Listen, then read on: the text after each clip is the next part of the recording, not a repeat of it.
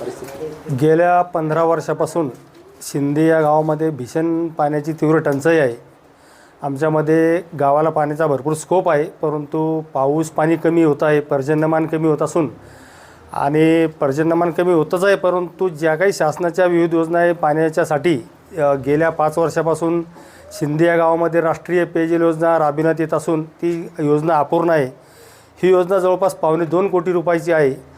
त्या योजनेअंतर्गत पाण्याची टाकी झाली, विहीर झाली, विहिरीचे खोलीकरण पाणी पुरवठा अभियंता यांनी मोजला असता ते 40 फूट खोली भेटली आणि त्या विहिरीचं आजपर्यंत 5 वर्षापासून आजपर्यंत एकही थेंब गावाला मिळाला नाही।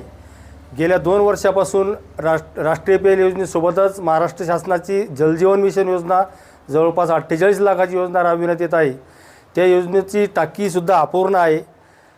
तिच्याद्वारे गावातल्या नळ योजनेच्या विहिरीला, जुन्या विहिरीला आडवे बोर आणि खोलीकरण करण्यात आलं, परंतु गावातल्या पाण्याची समस्या एवढी निर्माण झालेली आहे की विहिरीतच पाणी नाही तर लोकांनी आणायचं कुठून?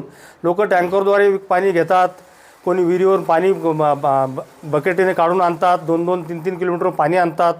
पाण्याची समस्या एवढी फार मोठी आहे की शासनाने एवढ्या 2.5 कोटीपर्यंत जी योजना आतापर्यंत शिंदेला दिली त्या 2.5 रुपयाचा सुद्धा या गावाला फायदा झाला नाही।